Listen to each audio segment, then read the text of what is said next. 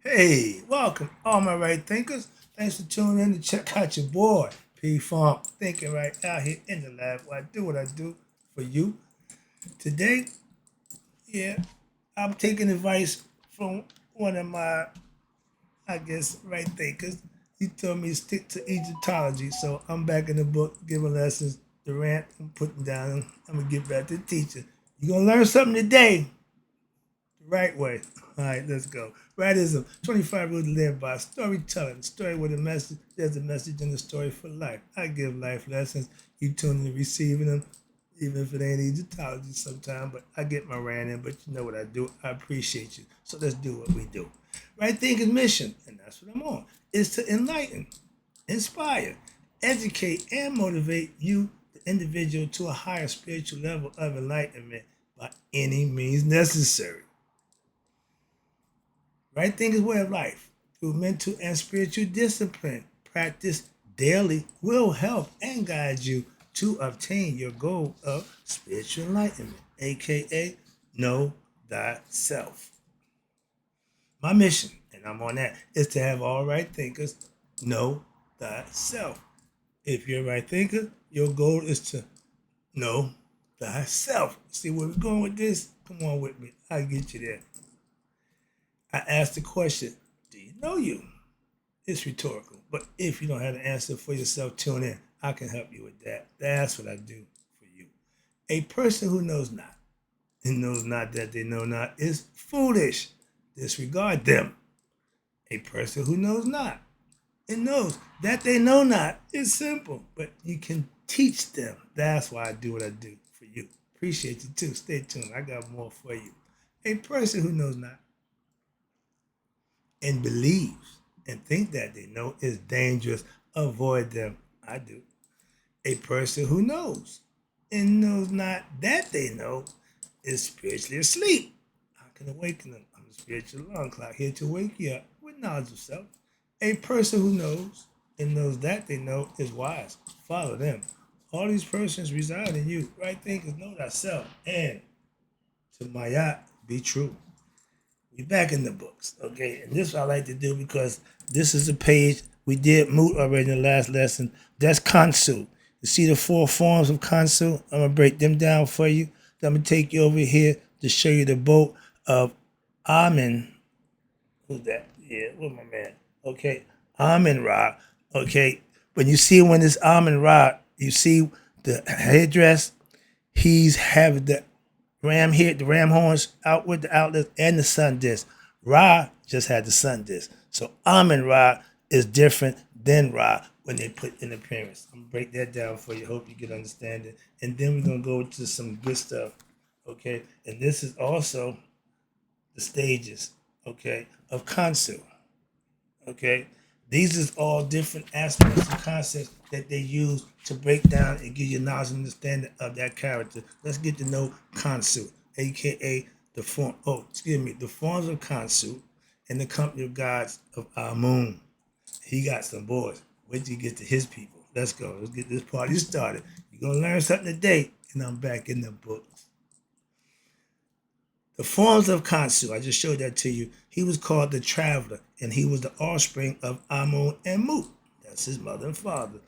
Now, Mut is really Aminet. Why? In the next level, she's the other half, so she does other things other than just the mother. So understand that. So, in short, Amun is the origin and the essence of all things and is the innermost reality of all human beings. He's the highest of the highest. Why? He's the hidden one. They know he's in you. You have to go and search for him, not in the world, but in yourself. That's what he said. You got my man say, go deep dive inside yourself. That's a good aspect. Yeah, because we like the ocean. Go deep and find yourself. Okay? You want to know yourself? Go inside yourself. Never outside the self. So the reality in all human beings. Amun is the same, listen, Amun is the same life force essence which manifests through what? The sun Ra. Hence, Amun, hidden, Ra, seen. They go together. Therefore, Amun is known as Amun Ra. And since Amun and his consort, Aminet, or we know it as Mut, are in what? Reality, who? One being who manifests as what? Duality, male and female, encompassing all the pairs. You hear that? All the pairs of opposites. Amun is also known as, you ready? Ka Mutaf, or the bull of his own mother. They're gonna answer that question for you down the road. I got the answer, but I heard that. I said, "What the hell? The bull of his own? What the hell?" So, if you're thinking that answer come down the road, usually I would break it down, but I'll let it come later because I said the same thing, and I kept reading in the answers. So there you go. Sometimes you hear stuff, hold it to memory. Why? Because it should be broken down and explained to you. I try to make that point. Why? Because some stuff I got the questions, so I want to know. So I hope that you do the same thing when you listen. But born of his own mother, and it's signifying what? Watch this. That hidden soul that's where within all things that has the power to exist and generate life from what? Within itself. They're telling you everything that God did, he generated from himself. Like when you go into the dream, you generate anything in that dream, and ain't nothing in that dream that's not in your head. So if it's outside of your mental capacity, it's not going to be in your head. Simple. Hope you can understand that concept. That's how we view God. We're in his dream. We're having our own way in his dream. Okay? Therefore, and he's in everything that's in his dream. Not just one. Well, that's my that nonsense. Sorry, but I keep getting annoyed with that. So therefore, all life is in what? Expression of the self-existent being, the all-conscious one, beyond time and space, through what? Manifesting as time and space, all objects in creation. Nothing was going on. No time and space had been that wide. Everything was the same. You only had one thing. The the noon. One thing. A bunch of possibilities you can come out of this one thing. But until they have something else, there's no existence. Now you got duality. You got something to compare it to. Good, bad, male, female. You see, when it's pairs, that's called duality. That's what Mayat represents. That's another lesson, but it all comes down to the same thing. Okay. But you get the understanding of what the creator created everything out of himself. I just showed you the boat, okay, that he traveled on. And you see who he's with? He's with Sa, that's Amun Ra in the boat with Sa. Sa is understanding. Your Sa should be, when you can listen, comprehend, listen to these lessons, you should be using your Sa. What? Getting complete understanding. That's what he represents. And Heka. Heka's words of power. So he have understanding and words of power. So when he go, he have understanding and he can make whatever he understand manifest. See the concept? They use every aspect of your personality. They got it down. They got this thing on point. I'm trying to get it going. I'm excited because if you understand this, you're going to get a good understanding and you'll be able to what? Know thyself through studying and understanding the concepts I'm giving you from the philosophy that our ancient ancestors set forth for us thousands of years ago. Not 2,000 years of that Bible y'all keep so fascinated with. Next one is a picture of Amun Ra in the boat with what? His company of God and goddesses. When you always see this picture, it's so small. You look at the headdress. Everybody has a different headdress. That's how you can tell who they are. Everybody has a signature. I wear mine. We all wear, the police wear hats. Everybody who has a profession or a concept, they wear hats to signal as headdress. Again, that's where it comes from. Now, here we go. There we go. About to get over here. This is three phases, A, B, and C. A is Kansu, but you see him with the hawk head, but he had the sun disk over the what? The crescent moon. Hence, he's the moon god. The second picture you see, what is that? That's him in the Masonic order. I just gave you the twin lions. Okay, this is the twin twin Kansu. He got two faces, two sets of wings. Why? He looking in both directions. Then the third one is him in human form. Okay, I'm going to break that down for you. These are the forms of Kansu again. before we go there, his name was Ka Mutaf. And you see over here, this is the name, that's Amun. Hope you can see it. But that's how it's spelled in the hieroglyph. And on the other side, you see Mut. That's her name in hieroglyphs. See that right there? And that's what they wrote. When you can read them, I didn't spend time doing that. Why? Like I said, it's not gonna make me no more smart. It just make me be able to read something like another language. I know one language, English. I'm good with that. So I do the concepts and the philosophy. I ain't trying to be a hieroglyphic reader. Moving on, just simple.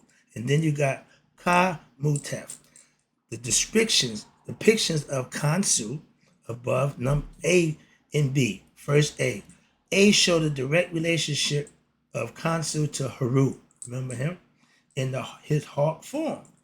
Here he is a young falcon-headed man with the lunar disk and the crescent moon combined headdress. I just showed you that.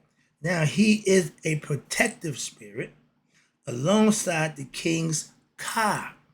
You got the Ba and the Ka, spirit and soul. They go together. They mirror each other. And the Ka is from the astral body. Kansu as Kansu Nefer. Nefer is God. Hotep is peace. You see him standing on the crocodile. You see him with the crook and the flail. That's him in his royal regalia. But he's facing what? East and west. That means he covered from both sides. It represents the lions told you yesterday and tomorrow. Okay? And the sun disk sits in the middle. That's the present time. That's how I use my calling card, the same concept. Okay, between the mountains, consciousness raising up. Yesterday's over, tomorrow's not here yet. Live in the present. You can't change yesterday, but you can plan for tomorrow. Let's go. That's the concept. And when you showed you that, damn, that's him in that form. C, you see him sitting, and that's a particular interest. Why? Because Kansu Nefer Hotep means Kansu is the what? Battlefield peace. Hotep means peace, supreme peace. And he is a god of healing, as attested by, watch this. There's a famous story about Kansu where the princess of Becton, who was sick, and her father sent for a statue. To my idol worship, watch this. Sent for a statue of who? Of Kansu to be brought to Syria from Egypt. The statue cured her. Now that's placebo at its best. That's the best example of the placebo in ancient times. Why? They didn't have him. They had a statue. And because their power of belief was so good, they believed that that's what healed her. The power, the holistic power heals you. But whatever gets you thinking and believing, go with that. Why? I ain't got a problem with it.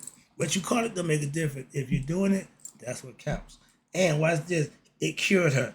And he is the god of vegetative growth, ripened fruits, conception of human love. His hawk aspect links him to who? Heru. And the Anuian theology, again, they all interlock, they all interchange. I got some fluff, I'm not going there. I'm going to the part I'm about to have some fun with. Okay. When you hear me say, if you hear any noise, it's just me and the boys. He got 15, okay, in his crew. When he rolled, when Amun rolled, he rolled deep.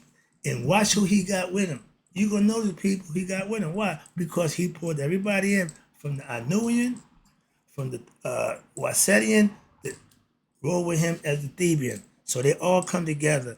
The trinity of the Amun and the company of God and goddesses of who? Of Amun and Waset, a.k.a. Thebes, Egypt. Now, each one of them got a number over their head. But I don't need the number. I can look at the headdress and tell who they are, okay? And you look through, you might recognize a few. If you look, you see my man. I'm about to do him next, okay? But these are the gods and goddesses. Do you look familiar? I see Tahuti in there. I see the feather of Mayat in there. I see Meherd in there. I see Asar down there. I see Anubis down there. I see a whole bunch of familiar what? Headdresses. So we're going to identify them. We're going to go through them one by one right quick. I got enough time to get that out of the way. This is the lesson. I've been waiting for this. This is fun to me.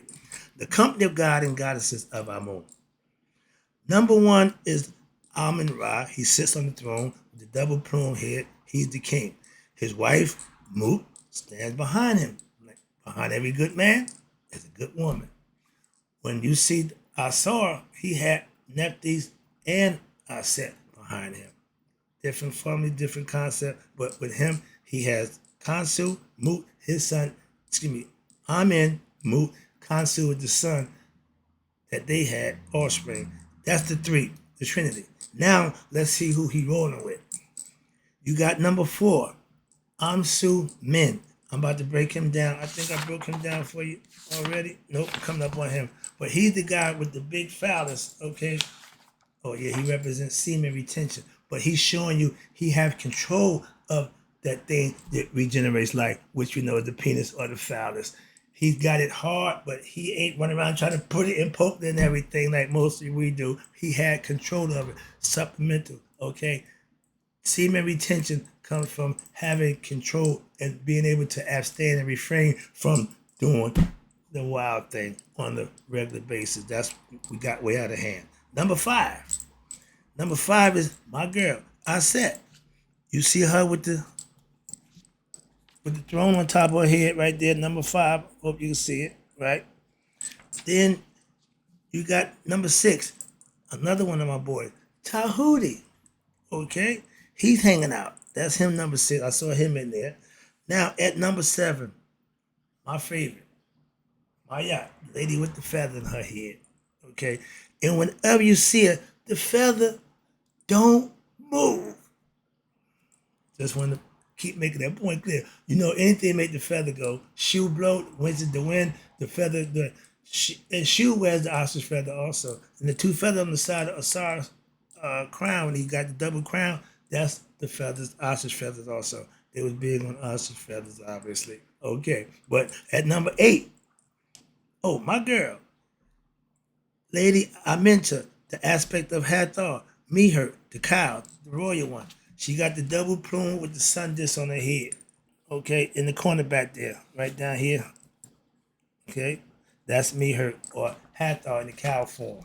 Okay, and when the story goes, when Haru cut Aset's head off, Tahuti replaced it with the cow's head. So you'll see Aset with the cow head also. That's the story that made that possible. Again, if you learn these characters, it's almost like they family. Why? Once you get to know them, the story plays out and it's pretty much the mirror of your life. So this is a good story of your life. Every aspect. And all these people are aspects of your personality. Get to know them. Why? And master that aspect of your personality. Number 9, standing my man, Asar. Standing strong. He got his regalia on and he got the 3 things. The staff, the wasp, the crook and flail. That's him at the bottom, the first one. See the double plume head, the feathers on both sides? That's Asar, okay? And you always see him pretty much in mummy form, okay? But before he got killed, he was the man, okay? But you always see him in the afterlife where he's king, okay? And he changed form. He gets his falcon head in the afterlife. He becomes Sokar. Okay, another lesson. But these are all things that I just have fun because I've been spending years and I had no idea when I was learning about them, I'd be able to express them and teach it to somebody else. So I'm freaking out. Here you go. Number 10, you got what they call the Nefer Kenti Amenti. Okay, he is Horus. How about that? Oh, number 10. What number 10 at? No, okay. That's just a statue pretty much, all right? Number 11 is my boy, Horus, standing behind his dad, okay, with the falcon head. And behind him, number 12, his big brother, Anubis. Which means, yeah, Asar is the father of Anubis and Haru. Another story. Again, I love this stuff. All right? I live this stuff. I studied this stuff. Nobody was understanding when I was doing it. Now I'm having to laugh. I get the chance to express all this stuff, all this information I've been gathering. I'm loving this. Let me get the lesson done. I hope you appreciate you tuning in. Now, number 12, he's the embalmer, Anubis, okay, or Anpu. That's the son between Nephthys, who represents mortality, and Asar represents the spirit. When the spirit and mortality gets together, their offspring is discernment. That's you recognizing good from bad, right from wrong, truth from false. That's your discernment aspect of, again, your personality. And Het Haru, which is the aspect of Asar, which is Haru's counterpart. She's number 13. You see her, they usually have her in the Hathor because the Greeks call it Hathor. That's her with the cow horns and the sun disk. Number 13 coming out in the rear. You see that wild circle? That's her. Okay. Now you got 14. He's called the general governor of the house of the physician. That's again Anubis, aka the embalmer, the one who knows the way. Okay. He's also the one at the weighing of the scales. When it's time to go, where you're supposed to go, he's the one that's going to take you either to Haru, so he can take you to his father, or he's going to take you to Amen, the devourer. And he can't be swayed, he can't be bargained, he's not going to deviate from his job. That's how we should be in our focus on what we're doing. Laser focus. I'm just doing this. If you want me to do anything other than right thinking, it's not going to happen. This is what I do. Right thinking. That's it. Nope. Right. That's it. So understand that. Wrapping it up. Number 15. My girl. That's that. Her son was Anubis from her and Asar. But she represents mortality. She lets you know when you master her quality, if you're born, the physical body will die. Simple as that. That's a fact of life. Let me wrap it up with this other side over here. Think I got enough time? Yeah, I do. So we just went through that. Now let's talk about, if you notice that the company of God and goddesses of Amun, I just gave you everybody's name. Aset, Mayat, Haru, Asar, Netet. These inclusions constitute a correlative theological linkment statement linking Amun theology with who? The Anuian Ra theology, the Asarian Asar theology, and the Asetian, which is Isis theology. They all come together as one in the end. That's why they said it, to present it to you that way. Hope you enjoyed the lesson. I'm not done. I got a few more things to go. Sorry about that. You're right there at the bottom. Now, as stated earlier, Amun is also known as Ka Mutef, or the bull of his mother. You're about to get the definition for that. That's what I want to get to right there. 1 second. Cool. Now we talking about Ka Mutaf, who was the bull of his mother. These are what they look like to hieroglyph. Remember, we was in the sign of Aries. Okay? So you see the bull right there, right here, and it breaks down. Let me define it for you right quick. Now, the bull of his mother, his own. It says, in the form of Kamut, Tef, Amun brought the creation into existence with what? 8 divinities. Remember them? Each symbolizing one of the 8 complementary male and female cosmic principles broken down in couples, opposites, okay, of creation. In essence, the opposites of creation. These divinities were later regarded as the Agdo, the 8. The specific form which Amun used is Amsu. That's the guy I tell you with the big penis. His name is Men. The interphalic form, and is symbolic of the power of to generate, impregnate, and create. This occurred in the city known as Kemnu, or the city of the 8.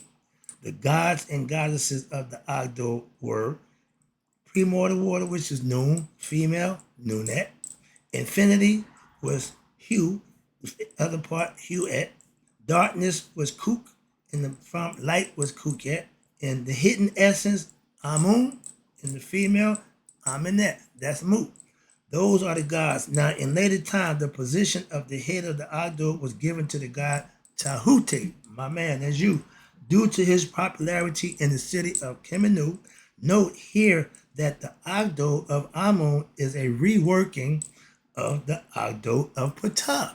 Again, they're all working together. So this same teaching is carried forth through the 4 traditions. Again, this constitutes another correlative theological statement, which links the Netarian traditions, once again showing that that behind the apparent multiplicity, there is a calculated pantheism underlying the mystic system, not a belief system, mystic, that reflects the fundamental teachings and the principles in seemingly different divinities, but they all connected under the same philosophy, spiritual enlightenment for all those who practice any one of those philosophies.